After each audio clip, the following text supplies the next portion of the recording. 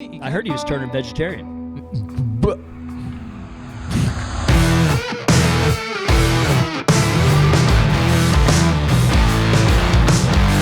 Fired Up Barbecue Podcast, episode number 4.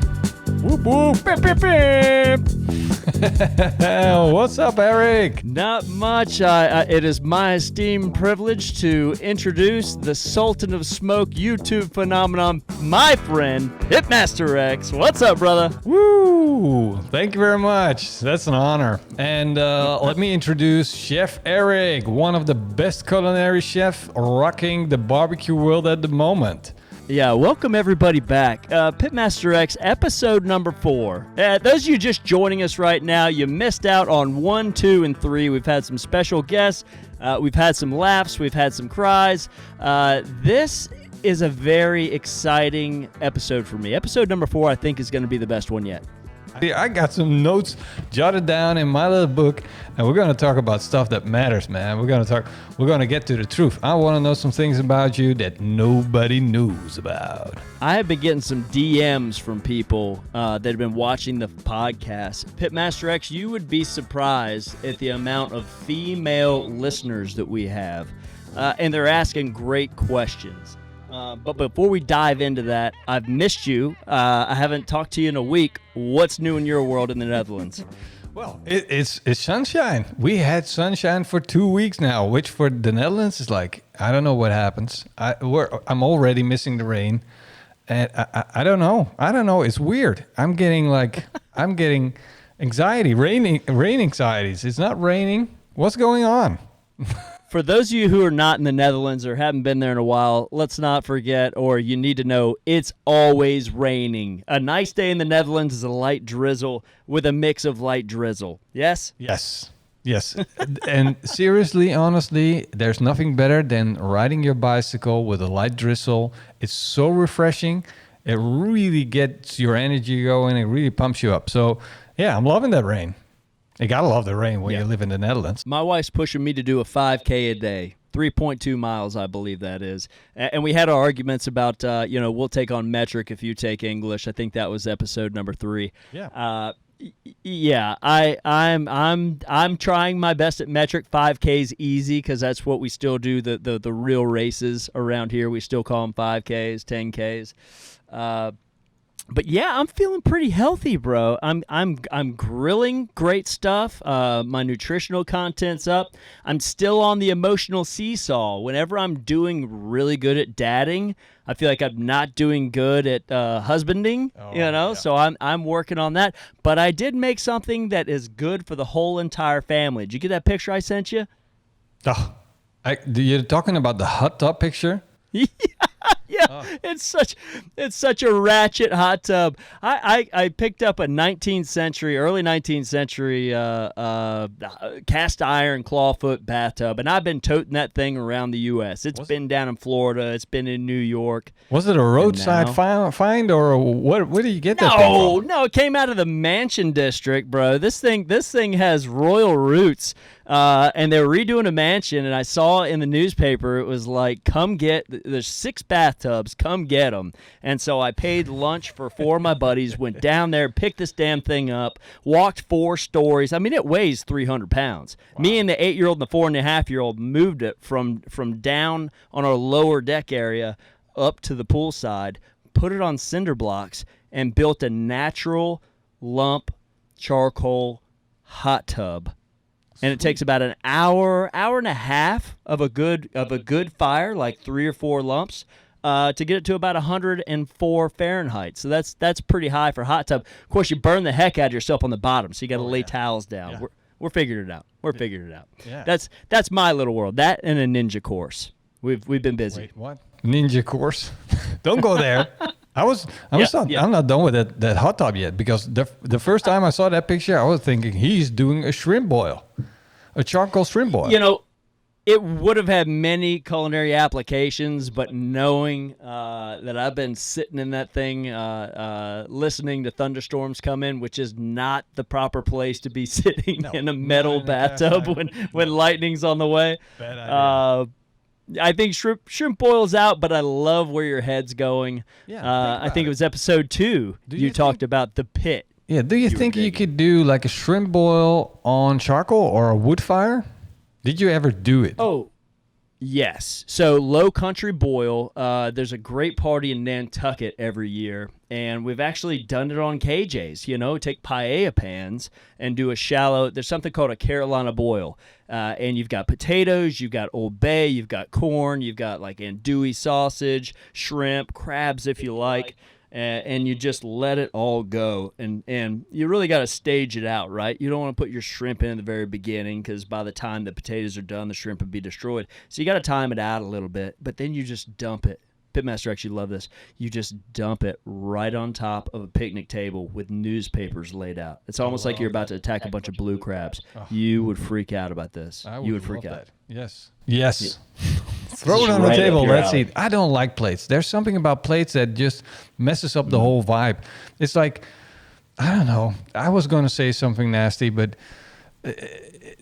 it's like it's taking everything. It's taking the magic out of barbecue. When you have to, if you made this magical piece of food and you created it and it's done, you season it and you cut it all up on the board and it looks fantastic. And then you got to take these medium warm slices of food and put them on the cold plate and wait for everybody to sit down, and it's cold and it's the magic is gone. By the time everybody's eating, the magic is gone. I don't like that. I like eating from the plate. You're onto something. You know how I do. I like to serve from the grill. Yeah. And that's what I like about a grill that's got 2 wings on it, like the Kamado Joe. So I set it up assembly style. If I'm going to do plates, in a restaurant, you got to warm your plates. You want your plates in the oven or above the oven so you can't even touch them. But I like to put plates just on the left and then tongs right in front so the lid's open and you're taking right off, and then sauces or condiments right on the right, and you're, boom, assembly lining people, even if it's like 4 or 5 people. But I'm with you. I think you're onto something. The primeval, let's eat with our hands, throw Caterina de' Medici bringing the fork to Italy to the wind. Let's get in there with our mitts and rip off a piece of barbecue and do it to it. Yeah, I like it. Yeah, and I think when you're eating with your hands, you're adding another sense to eating, because you can feel the texture of the meat. You're not only tasting it, you're not only smelling it, but you can also feel it. So it gives you the extra experience. How does it feel? So I think it's valuable to eat with your hands. I think it's the proper way. It's just the proper way. From the restaurant world, we were always taught to go ahead and take the tails off of something like a shrimp Alfredo, to pop the tails off of them, because the ladies wouldn't want to get their fingernails dirty, in the Alfredo sauce and in the pasta, touching the shrimp. I've got to be honest with you, PITMASTERX, and from our viewership and the notes that I'm getting, the ladies in the crowd are the ones that like to get the most hands-on and the most carnal when it comes to stuff. I mean, there's this big misconception of hands-off and back-off kind of eatery. I'm surprised that we don't continue to do what you do. I'm with you. I'm with you. I say we start the revolution, brother. Yes. No more plates, no more forks. Only knives, only the mitts. So we're calling on everybody listening to this podcast. Throw away your plates, throw away your knife and fork. Just keep the one chef knife or your slicing knife, the carving knife, and throw it all away. Go bare minimal. Hey, you are a minimalist. You're a minimalist type of guy. You like to travel minimalist. This helps. Yeah. This is for people to shed the load. This is very Francis Mallman. Have you ever seen that book, Seven Fires? Yeah. I'm a big fan of Francis Mallman. Have you ever met him? No. It's on my list. We need to get him on the podcast. I've never met him. I've got every single one of his books. Me too. Dude's more of I'd say equally to a chef, he's like a poet. You know what I mean? And Yeah. you talk about a minimalist, I guess that's what happens to you naturally. You know, you're out there in nature, you're thinking leaves of grass, you're chopping down a tree to start your fire, to build your angles and look at heat reflection. I mean, he's onto it, bro. He'll char up an onion and add it to anything and get 2,000 points automatic. You know, Definitely. I mean, that guy's unreal. He I heard he was turning vegetarian. But That's a rumor I'm starting right now. I hope. As you don't know, he's splaying out whole sheep. He's doing whole salmon. Yeah. Check him out. Our good friend we have yet to meet, Francis Mallman, is going to be Yes. on the show next week. He just doesn't know it. We'll call him up right now. What you're drinking out of the teapot? Oh, people can't see, but Eric's drinking out of the teapot. This is a Le Creuset big cream pourer or something like that. You know, chefs always drink out of crazy stuff. Normal cups don't do it for us. We're on the line for 16 hours. We're sweating out Dude, 3 you haven't hours. been on We the line need for larger 16 vessels. hours since 20 years ago. Come on. Yeah, you're right. 16. I did the counting today. 16 years ago. I've been Yeah. talking to some restaurant people over there, and they told me Chef E hasn't touched any plates since a long time. Bro, Chef I E know. busted out. I've had some of the most interesting jobs in the entire culinary world. I swear I have. And just having a Dude. dishwasher attitude's got me there. Being a chef, Oh, come on, stop. You Being don't have a a chef- dishwasher attitude. I'm always the guy doing the dishes. You, No, you never. disappear.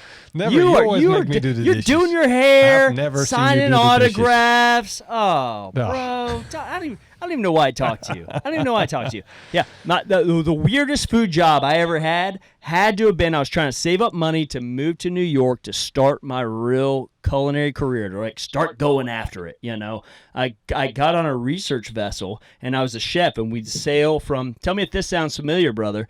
We'd sail from the Cape Fear River, which is the graveyard of the Atlantic, down to Savannah, Georgia, and then to the Bahamas and back.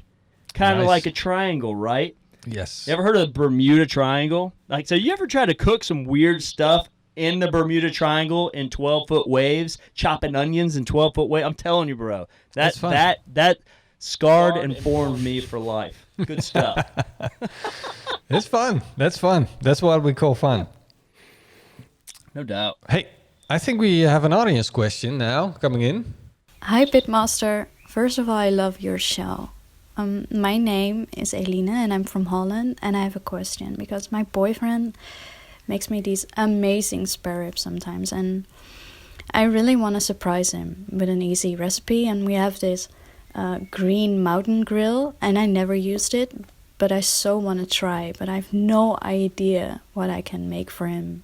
I'm searching for something easy but delicious, so I thought, maybe you can help.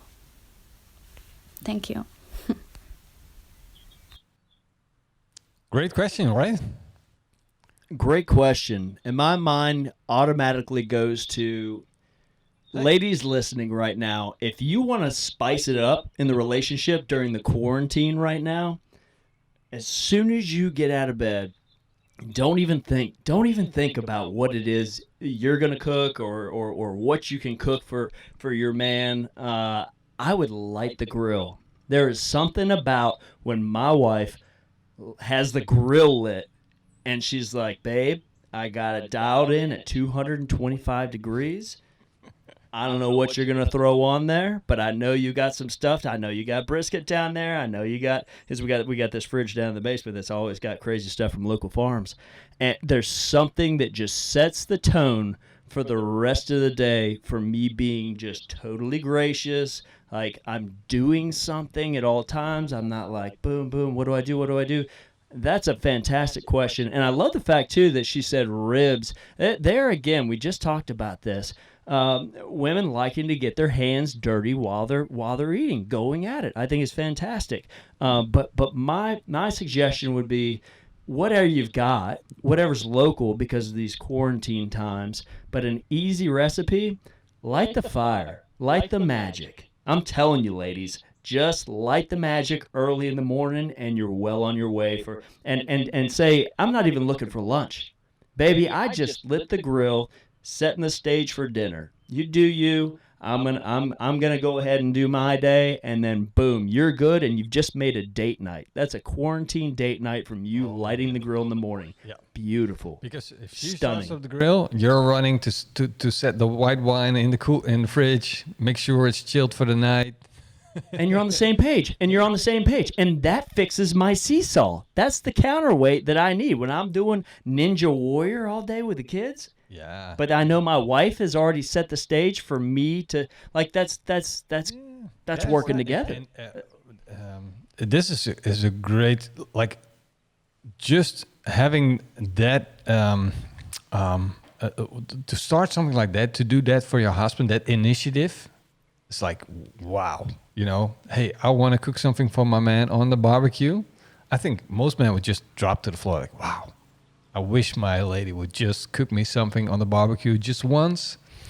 And I got a funny story about, and you probably have one on your wife. And I can remember we were on a holiday, and with my brother-in-law and my sister-in-law were there as well. We're just getting kids. And we told them, well, women can't barbecue. They can't. They just can't. They don't know what they're doing. Who's saying this? Who's saying this? Me and my brother-in-law. We were just. You said that. Yeah, I said it. I better come out and say it, otherwise it's gonna hunt me. But it's just being chauvinist, having fun, teasing the ladies, and of course they were gonna prove us wrong. And proving us wrong, they surprised us. And guess what? Guess what they made? They made chocolate pie on the barbecue, like a chocolate cake, proper chocolate cake. That baking has always been seen as a more effeminate way to cook. I feel like it's, but it doesn't make sense to me. I feel like, and I'm being, I don't know, judgmental is not the right word here, but there's so much more feel and emotion. I think of like movies like Babette's Feast and stuff like this, where women can tap into the true essence of what's happening emotionally, and then the emotions come out in their food. So I can say, coming from the culinary industry, 95 to 98% of the chefs I ever worked for were men, and the people around me in the restaurants were men, except for the garde manger. We're in such an exciting time in barbecue right now, where we're seeing the female population explode. Everybody's feeling comfortable around live fire. Everybody's jumping in and sharing recipes. I think it's just a very exciting time to be a female in barbecue, and just for barbecue in general because of it. Yeah, oh, definitely. And in the time I was saying it was, I think it's over 11 years ago, but it was just for fun. And they cooked something I've never cooked on a barbecue before. And I think it's really hard to properly make like a chocolate cake, chocolate pie thing on the barbecue. I couldn't do that. It was something like, I could cook ribs. Don't worry about it. I got my ribs. I got it figured out. Yeah. But baking something on a barbecue is a different thing. You have to have skills to bake something properly. Because you got to get the heat right, you got to get it from the right angles, you got to get it like a good convection oven going. It's not that easy. And in those days, I wasn't barbecuing on ceramic grills. I was just having these horrible kettle thingies, like not even proper. Just one that just lasts one season. And they managed to cook something on it that I couldn't. So... My wife absolutely destroys me in the kitchen. She would never have any interest in being in front of a camera or on a podcast. All the trophies that are hanging up in here for whole hog cookery, and we talk about this in episode 3. Those are her whole hog cooking competition. And the majority of super tasters in the world, and this is just from evolution. Women naturally have more taste buds on their tongue. That is scientific proof. So that they have a better sense of taste than we do, a better sense of smell than we do. Why wouldn't they be better chefs? They're tougher than we are. Can you imagine having a kid, bro? Forget it. I'm out. What do you think women want? All right, husbands. We got to play both sides here. Husbands, what do you think your woman wants off the grill? Oh, my woman likes fish. So that's like she likes the more light and delicate food coming off the barbecue. So if there's something like she loves grilled asparagus, she loves like lightly smoked fish. She doesn't like heavily smoked. Yeah. So if I cook for her, I'm making her probably something like a whitefish, not salmon, because salmon is just we ate it too much. We need something light, something delicate, and then just a little light smoke flavor, and some asparagus grilled, and then like a white cream sauce, a little white wine on the side, plate it up nicely, and that's if I present that, I'm the hero for today. Yeah, that sounds like a nice meal. I can hear the music. I can see the candlelight. I'm digging that. I'm picking up what you're putting down. Would you say, from what you just said, is there a nationality that your wife is really enjoying right now? Are you going French? Are you going Asian? Are you going that fusion of the two? It sounds like I picture your household, and besides the Netherlands toast and sprinkles and smoked eel, which blow my mind, I'm gonna have to say Asian and Latin and French are hot right now where you are. Is that a correct assumption? In the golden century, what we call the golden century for the Netherlands, the food was predominantly French style cooking. And of course, we are heavy on our potatoes, not like the French. But, oh, yes. But yeah, definitely French. And at this moment, we're getting heavily away from the supermarket packages with pre-made foods. You know, the standard burritos, the standard everything, macaroni, sauces, things like that. We're getting away from it. Everybody's getting away from it. But now what is really popular is like getting fresh vegetables in. Everybody's replacing these things, and supermarkets are promoting more in the direction of Italian food, French food. So people like that, you know. I think Italian, French is the predominant thing, and then Indonesian is the third thing. Indonesian. Yeah, Indonesian, Chinese. Lucky you. Yeah. I Indonesian food is a big thing. We occupied Indonesia, and back in I don't know when that was, but that was a long time ago. Hundreds of years ago, probably. But that's how the strong relationship built up with Indonesia, and that's why I always like to use kecap manis, sweet soy sauce. It's natural. It's like the one sauce in Indonesia that goes with every type of food. This is the third episode you've dropped Keycap Manis. I'm thinking this is a top 4. Ladies and gentlemen listening right now, I think this is a top 4 secret ingredient in PITMASTERX's home repertoire. I don't know what's going on in all his videos, but Keycap Manis, if you're a PITMASTERX fan, that's your next purchase at the Asian market or on Amazon. Yeah. Definitely. Go and if you're looking for it, go for the brands ABC or Bango. Yeah. These two are the brands that will give you good results. What are you holding, Eric? This is a CAB, talking about ABCs. This is a CAB flank steak that is absolutely gorgeous. I am into flank right now, bro. It is all about surface area and freaking high temperatures. That's the story of my life. That's the story of my life, bro. No, so I have super. I don't even know what that means, but I'm going to say it twice and make it nice. Yeah. But don't tell me just to throw it on. You do need high temperatures. You really do need high temperatures because it's not the fattiest part of steak. Yes. So it doesn't produce its own heat by dropping in the rendering down fat into the fire and going back up again and then creating its own heat. So you need the heat from... I want to blast it. I want to keep it medium rare too. You cut this across the grain, and this is... Everybody always talks about... Folks, this is those... talk about just the tips and techniques. Okay, so this is a wonderful steak to blast sear and keep it a nice medium rare.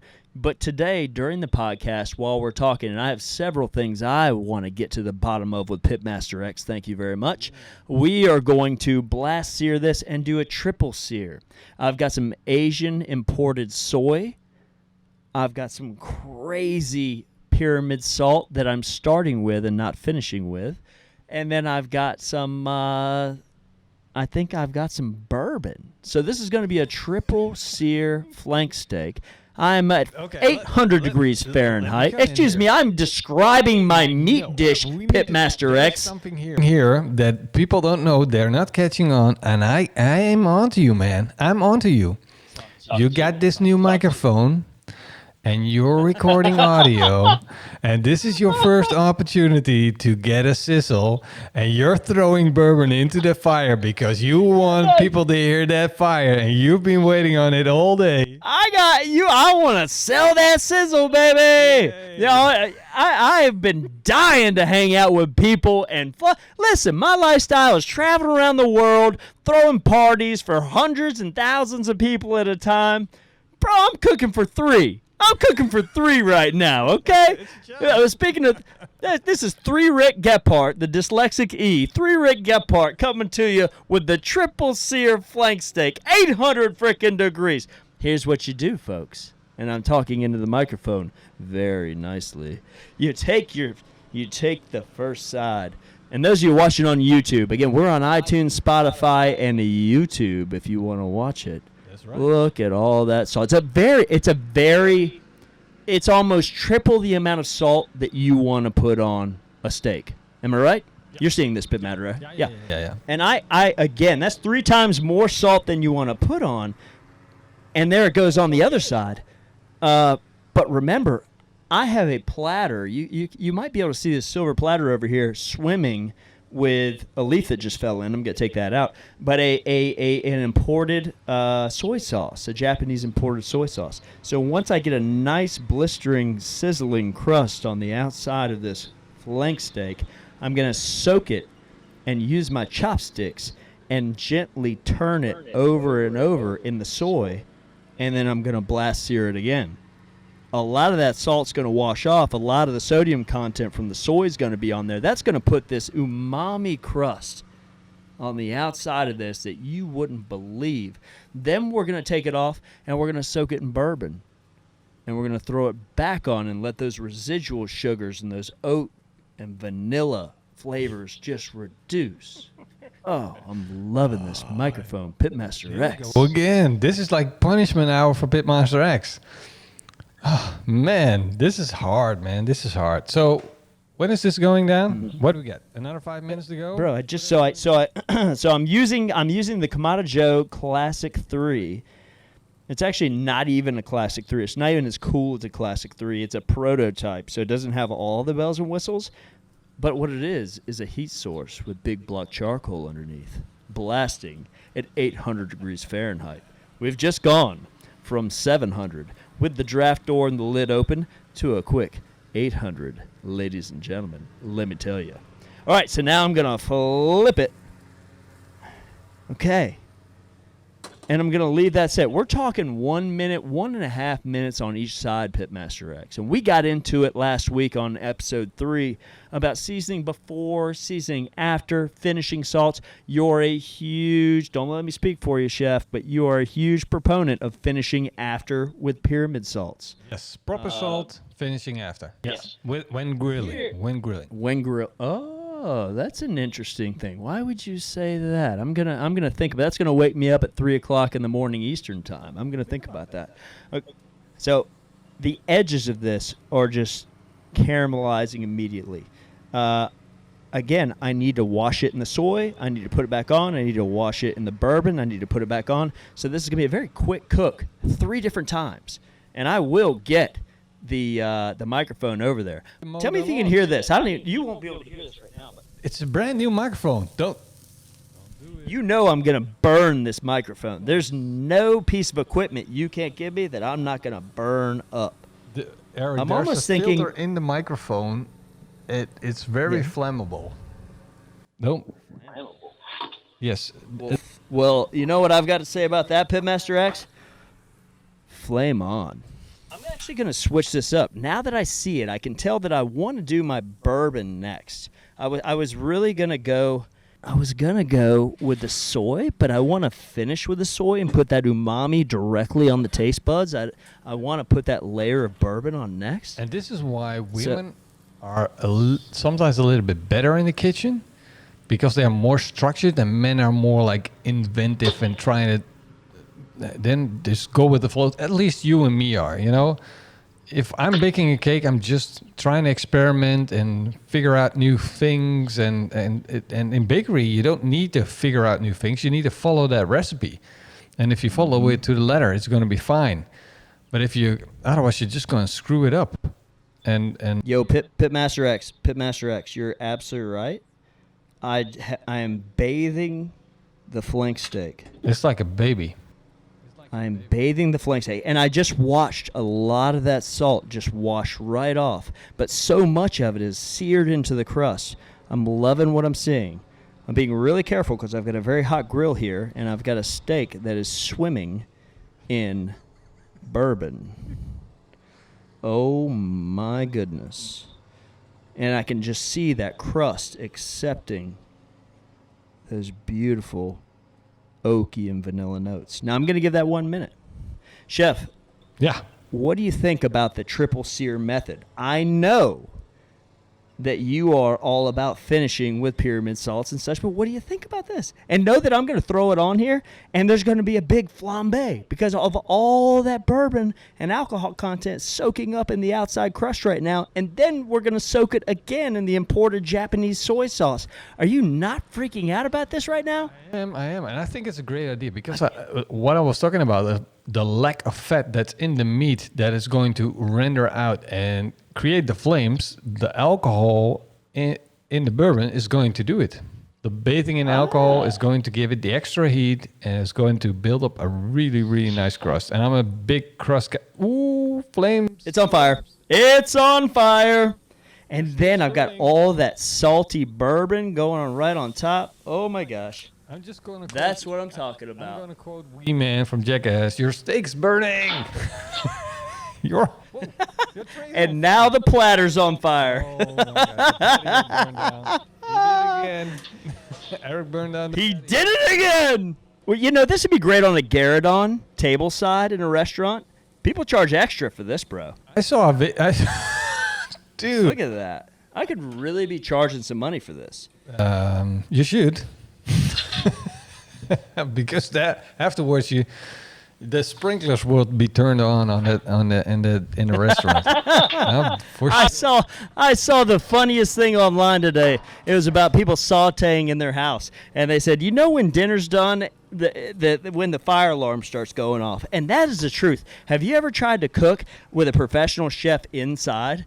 They will set the fire alarm off 10 times out of 10 times because they like high heat, they like hot saute pans, and as soon as they put stuff in there, there's boom. and it's not even on fire. It's just the smoke of proper searing that makes things so exciting. And let me tell you this, if it's exciting to you internally and you just feel like you're going to explode from excitement because the food looks so great, that fire alarm's going off. Yeah. That's kind of like a fun alarm. It's saying, hey, you're having a little too much fun. Let's just slow it down a little bit. So I appreciate the fire alarm. I think I'm going to take Sharpie and write fun alarm on it, though. Just saying. Just saying. Whoop, whoop. Whoop, whoop. So I still want to keep this at a nice rare to medium rare. And I thought about doing your little trick of cooking a frozen steak. I saw that video, bro. Don't think I wasn't watching. Nice. How did that turn out? I didn't see the end. How did it turn out? Wasn't it interesting enough to watch all the way to the end? Bro, I don't have freaking 23 minutes. You know what I mean? Like, I got stuff. My wife is watching me. I got stuff to do. The funny thing, it really, really works, frozen steak. And Depending if you're on looking, how thick it is, right? yeah, but if I came to the conclusion that if you're having the proper cooking technique, you don't need to cook a steak frozen. You can just, if you do the reverse sear properly, you have the same effect. So it absolutely makes no sense to grill your steak frozen other than it's already frozen and I need to grill it. So we'll just grill it frozen. Yeah, and I think at this time and place, I think a lot of people that are watching or barbecue heads and probably have some frozen steaks. So, PITMASTERX, you're in the driver's seat. What are you telling people right now? They've got individually cryovac steaks right now that are 1.5 inches thick. Do they thaw them out, or do they go ahead and cook them? And should they season ahead of time? Give us some hints. Give us some tips. Just the tips and techniques. If the steak has a lot of intramuscular fat in it, defrost it, because you will be able, during grilling, you will be able to render out some of that fat and create a better crust. When it's a lean steak, just leave it frozen, grill it real hard, and then let it come up to temperature. But if you want smoke flavor on your steak, you better have it defrosted. That's what I'm thinking. If you want smoke flavor and it's a lean cut, no. So high fat content, thaw out. Lean cut, you can sear it off frozen, but you won't get that smoke flavor. Because if you sear first and then let it come up to temperature, you won't get as much smoke flavor. So some people really like their steaks reverse sear with smoke. Personally, I would just reverse sear without smoking specifically. I'm not adding wood chips or chunks or whatever. I'm just going to go reverse sear over charcoal. I'll let it come up to temperature slowly, then rest it, and then sear it off.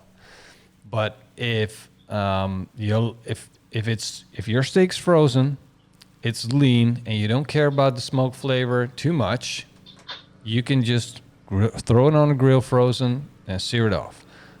But if you want smoke flavor, defrost it and smoke it first. I hear you.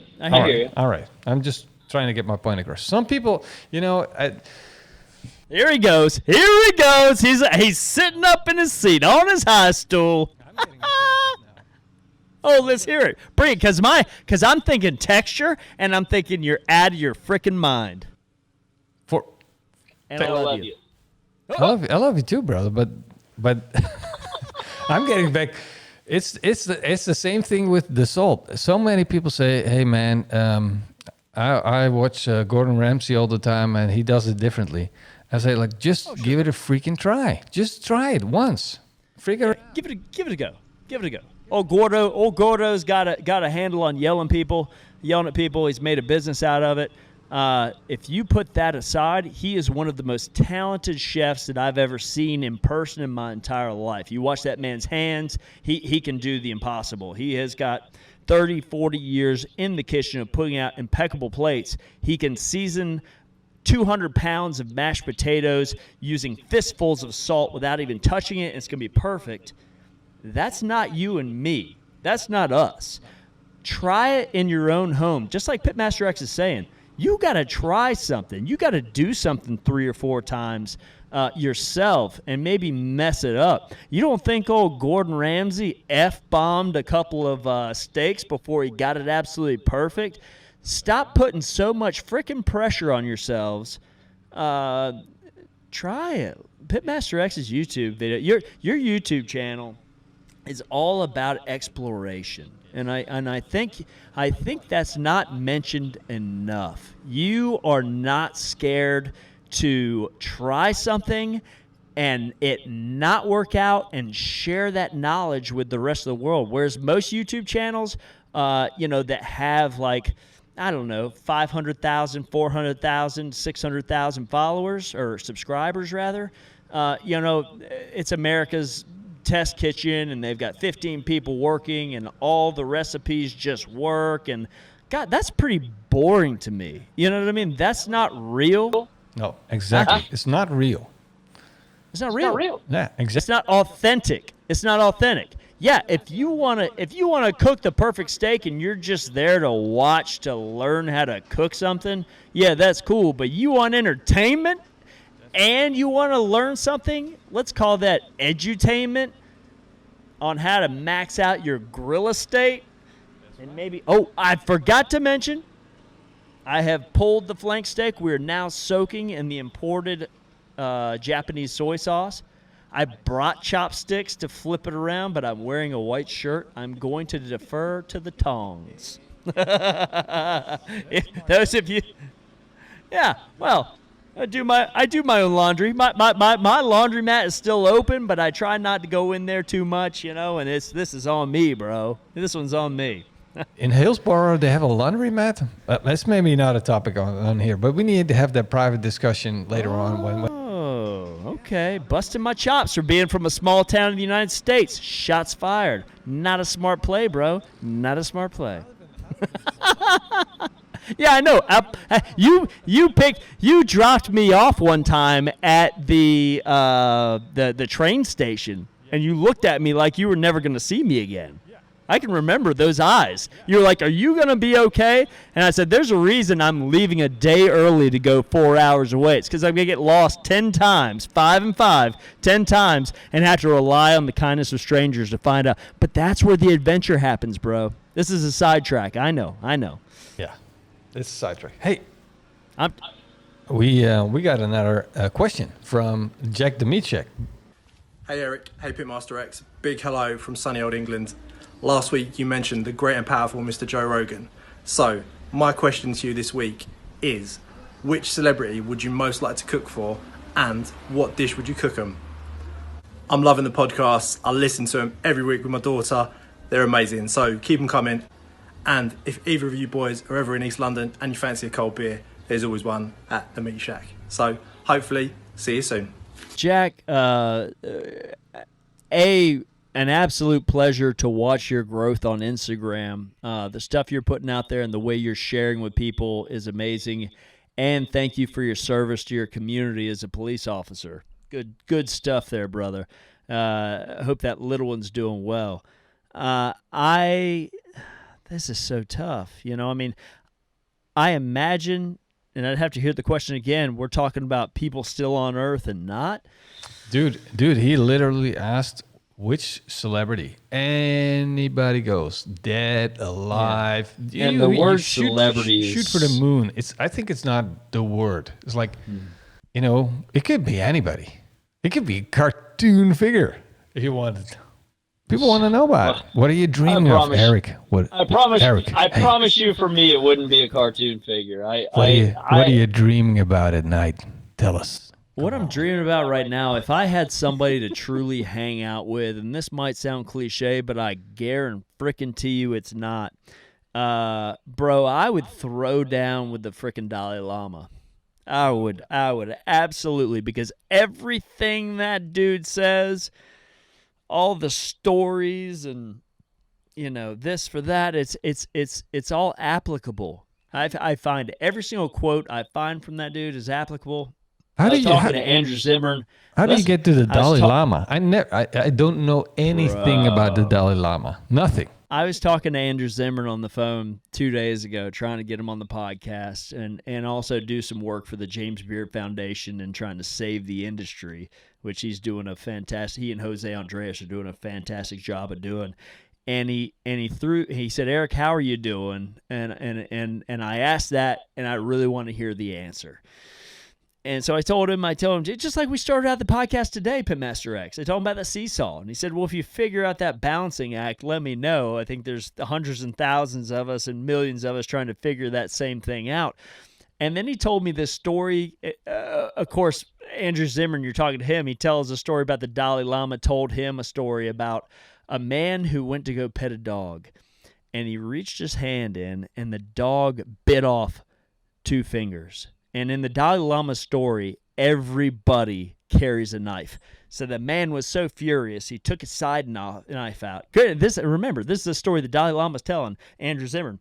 The man pulled his side knife out, came at an angle, and was about to cut the animal's head off when he realized the dog was in a bear trap.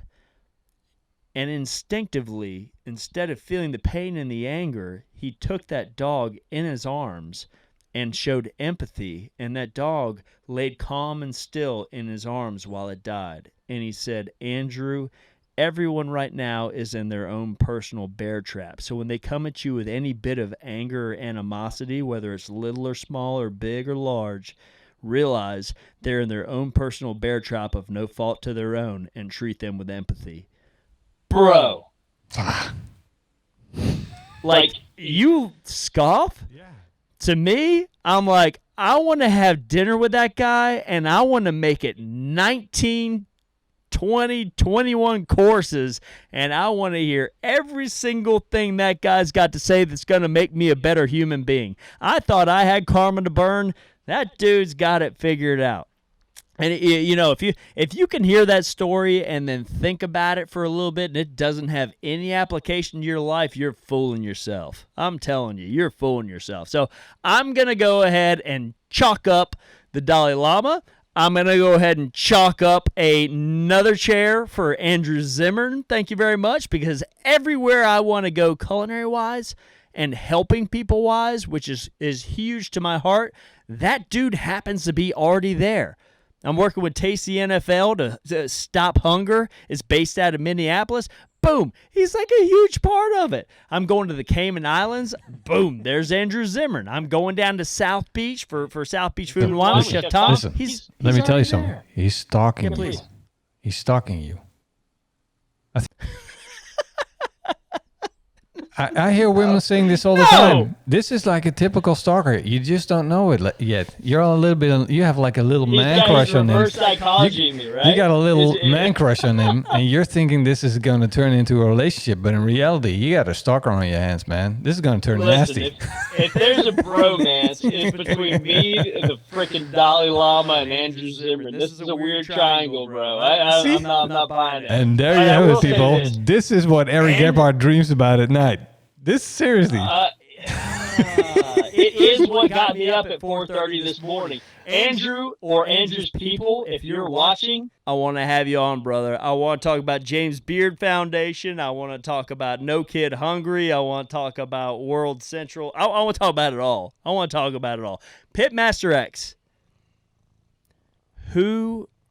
I'm going to change Jack's question just a little bit. What celebrity in world history would you have? I even forgot to say what I would serve. I'm sorry. Back to what I'd serve real quick. I do a triple seared flank steak. So piss poor. So piss poor. That's all I had. I didn't want to take up too much time. Dalai Lama must be vegetarian. Must be. I know. I thought about that too. So I would do the ends of asparagus that I always save. I would blanch them. I'd blanch them and shock them, and then I'd make a mushroom and asparagus risotto. And then I had 3 sprigs of asparagus going out, and I'd have a little spaghetti squash with curry, and I'd do some fried leeks across the top, and I think that'd be very nice.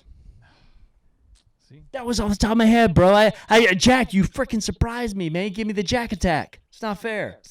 And then meanwhile, PITMASTERX is just sitting there. He's not even listening. He takes the earphones off, so he's not listening to me ramble. And then when he sees my mouth stop moving, he puts them back on, and he puts this thought-provoking, close to the microphone answer that makes us really feel like he's so deep and just so dreamy. Don't do that to me. Hey, PITMASTERX, tell us about your dreamy answer. What did you call me? PITMASTERX. Oh, I thought you Okay, said go ahead. something else. Well, Jack has surprised me with that a little bit. You know, the growing up in barbecue for me is like barbecue has been like a big thing for me in the last couple of years, and I was cooking with I always wanted to cook with like the ones that I read books about, you know, the people that cook things that I learned from, and you know, Stephen Reichlin was one of them. I was like, wow, Sure. that's kind of cool. And Ted Reader was one of them. That's kind of cool. But you're throwing out the freaking Dalai Lama. That's like, don't forget about Escoffier, bro. Escoffier. It's like, I'm gonna send dude, you his book. how can I come up with? Oh, I can't throw in Bro, like. you're editing this thing. Say whatever you want to say. I know. Can I go ahead and answer for you? Oh, go ahead. What do you think? Britney Spears mac and cheese. Britney Spears mac and cheese. My microphone smells like soy sauce, folks. I have got the flank steak searing on each side, and then I'm going to take it off and rest. But seriously, PITMASTERX, I'm dying to know. Jack has hit a home run with a question here. You are a culinary icon of our time. Where, and don't smile when I say that, take it. Where are you going? Who are you cooking for or with? And what are you making? The one person that I really would love to cook for that isn't a celebrity. Maybe that's better because it's close to my heart. Yes. And it's my grandfather. He's no longer alive, but like out of curiosity, he was a baker, or at least he grew up at a bakery, and later on became a policeman after the war. But he grew up in a bakery. And he made, in the Netherlands, we have something called sugar bread. And basically it's bread with sugar in it. And he made sugar bread like nobody else could. It was gooey and it was sugary. And when he was cooking it, my grandmother was always standing somewhere around the corner watching the amounts of sugar going in, like scream like, hey, yeah, don't put in that amount of sugar. That's way too much. And he was going like moving his back towards her, just getting more sugar. No, it needs more. And that man, he could bake, you know. And What was his name? What was his name? Jaap. YAP. Yeah. Yeah, it was short for Full name. Jacob Westra. And he was a strict Christian, and he was a serious man. So at the age that I got to know him, he was a very strict man, and you know it was. But I would have loved to barbecue with him and like ask him all of these questions and you know get to know him more and how his emotions were with cooking and because once he got into that kitchen. He changed. He wasn't that hard ass, that strict grandfather. He was a sweet man. He loved his food. There was passion there, and there was something there. And I really would have loved to get to know him on that level because I think food connects people, and I think that I would get to know a completely different man than I have seen. You hit many. Not only heartwarming but important, like socially structured and family structured important things here. Like, what a thoughtful answer. How many of us wouldn't like to go back 1, 2, maybe 3 generations and learn the culinary treats, the culinary gems of our lineage? Yeah. Like family recipes, badass. Definitely. If there ever is going to be an opportunity for time traveling, can you imagine having that opportunity? Even if it was just to visit. No, I'd mess it up. I'd totally mess it up. If there's an opportunity for time travel and you're listening, you're probably going to be on the Joe Rogan show. And Joe, if you're listening, don't send me back because I'm going to mess it up. I've seen Back to the Future way too many times. I'm going to mess it up. Sorry, go ahead. Don't worry about it, Eric. You're probably not going to get it started. I'm not getting it started, but I might get sent. This stuff seems to happen to me, bro. I already know how it's going to go down. I was like, Eric. You should have seen the hot tub. You seen Hot Tub Time Machine? I got a hot tub. We're going to get the time police in, and they're going to say, Eric Gebhardt, you're under arrest for time traveling and screwing up the future. You're totally off base. That's that terrible movie Time Cop with Jean-Claude Van Damme. Terrible movie. Doesn't matter. You're going to be in jail. And you're going to be in jail for messing it up. And you're just going to say, I don't know what happened. I just pushed the buttons. I don't know which. There's always Jet Li in the one. You know, that's not really time travel. That's more interdimensional. But now we're getting to sci-fi geeky stuff. And everybody knows I'm the biggest food nerd. Wait till you see my sci-fi collection. No. Seriously? So, whoa, wait. I love your... You got a sci-fi collection? People don't know this about you. Yeah, I love... I'm into the genre. You know what Star I mean? Wars? Yeah, like crazy. And the little stuff growing up, like Willow. You remember that movie? Really good stuff. Not really. That's like a mixture between like sci-fi and like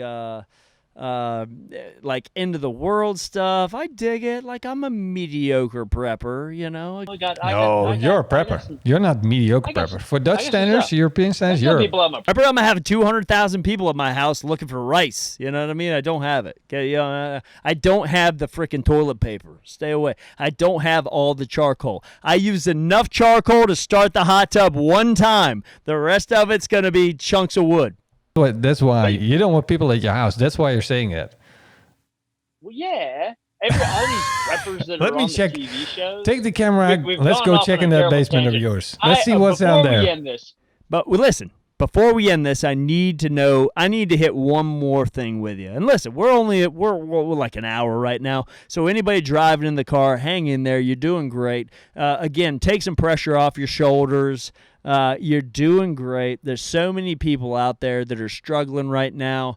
They need what you've got. Call a friend. Give and PITMASTERX, tell them, call somebody and give them your love today. Somebody needs to hear from you. Well, you got a freaking cat there? This is my cat. It's my night shadow. it does look like Night Shadow. I know the dragon, whatever they are. I feel like John Sessler with this cat. Yeah, he does have cats. You see him walking around. Yeah, all the time. This is what my I- cat. what I need Listen, the cat sings a song for you. I'm not into that. I'm really not into cats that much. Yeah, there's nothing happening on my end. You need to cut. That cat. You know what the cat does? Oh, It comes around every time. It's dipped prompt at around 9 o'clock. Not into Bang, cats. It Not into eats cats. the food and then it leaves again. And we don't It eats see the it food all and day. leaves again. Yeah, it's like it comes in for half an hour, eats the food. This is a great story. This is what I want to listen to on a podcast. This is great. So where are we with that flank steak? What are we looking at? Bro, it is, well, imagine all the time you spent talking, it's rested. Yeah. It is a fast cook. It's a triple. I was going to say a thrice sear. I don't know where I was going with that, but it is a triple sear. And the way I'm going to cut this is I'm going to cut it one time lengthwise. So if you could lay it down, it's obviously longer than it is wide, and the grains go with the length. If you could lay it down lengthwise and cut it from north to south lengthwise, all the way down one time, that's going to allow your knife less friction as you cut each way, east to west. So you're going to be able to get thinner cuts with less pressure on your shoulder, elbow, and wrist the way you're holding your knife naturally. That's a lot. I'm just teaching everybody how to hold a knife and how to slice. So I'm going to... Before you do that, let me ask you a question before you slice it. Are you seeing worried? this knife? Yeah, I'm seeing the knife. Let me ask you a question. The freaking Highlander. Everybody see Highlander? Dude, everybody's seen Highlander. Burp into the freaking microphone? No, I said, there can be only one. There can be only one. I didn't burp, dude. Listen up. I got a question people need to know about. Are you worried with the triple sear that you're getting too much gray area? Or aren't you worried? When And you why? say gray area, do you mean did I overcook it with a triple sear?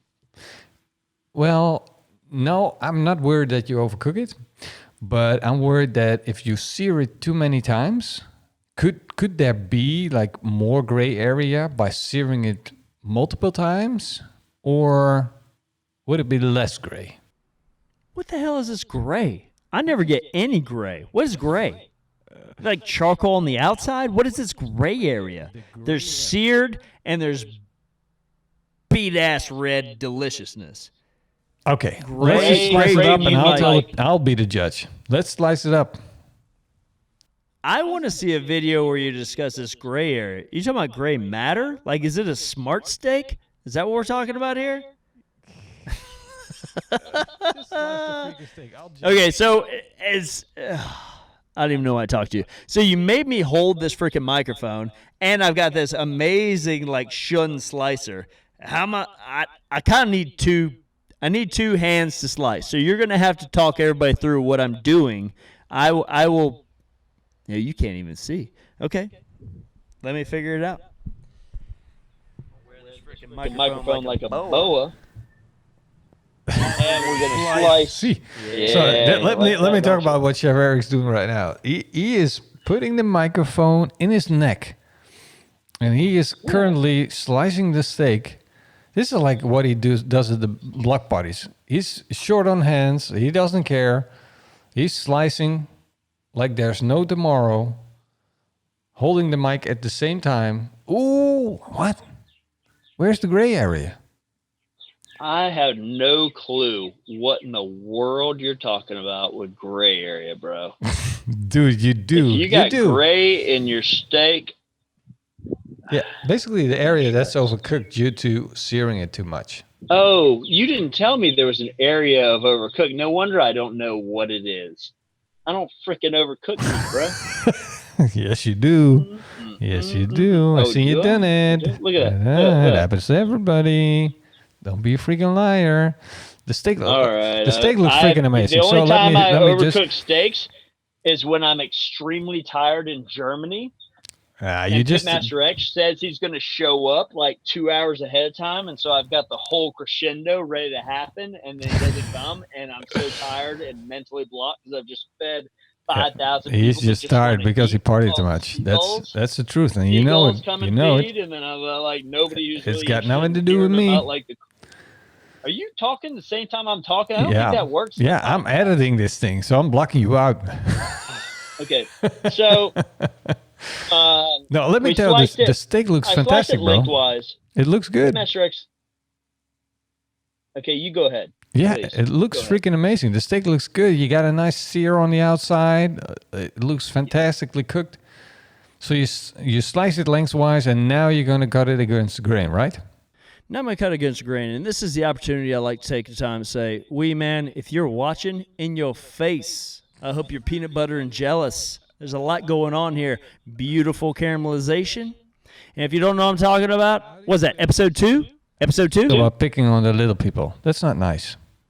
Listen, Jason whooped my tail. Wagyu versus Wagyu, his filet looked great. I'll be honest, though, I didn't get a fair shake with my picanha. My picanha was wonderful. I cannot wait for this COVID-19 thing to end, or we can stop socially isolating, so we can get me and Chef Jason and the Jackass crew and PITMASTERX, and we are going to do one heck of an adventurous cookout. I'm just throwing that out there. Working on it. We're having a completely different idea with doing a barbecue battle, I think. Yeah, their idea of the barbecue battle is a little more full contact. Yeah. But I'm excited about that, too. We're working on it. I think you and me running away while they're throwing hot grills around. Yeah, the weird thing about that is I grew up with the same mentality. So it'll be interesting to see what happens when we do hook up with that crew. I'll be running, filming in the corner while you guys throw around with charcoal at each other. Flaming charcoal. Just go ahead. There we go. So where are we now? Slice up that steak, bro. Yeah, I'm slicing. And it's interesting, too, what happens. You don't want to slice too thin, and nor do you want to slice on a bias with this cut. But you want to take it straight down and let the oxygen hit it for just a second, and it's going to bloom out. That myoglobin is going to interact with the oxygen, and it's going to go from a medium rare to a even more rouge medium rare. And I like that. We've let it rest so much that the positive pressure that I'm putting with my hands to keep the slices organized in the same thickness is not squeezing out juices. And my goodness, PITMASTERX, if we could just, Chef, I am seeing one of the most wonderful sears, this triple sear. I'm trying to hold it up. Hold on, bro. Oh, There. Can you see? give it to me. Give it to me. Let me get it. Give it to me. Oh no, I couldn't dare. Okay, now I'm holding in front of the actual camera that you can see.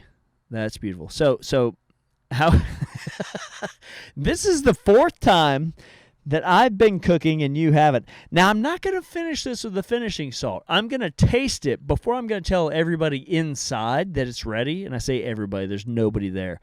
But I'm thinking in terms of like a party. I'm going to taste this and I'm going to chew it. And I haven't sliced the whole entire thing. Eric, please stop. You know I'm going to be mentally damaged after 10 episodes. Because you're mentally damaged before we started the first one. All right, so here we go. So we're gonna try this. No, I'm trying to be serious here.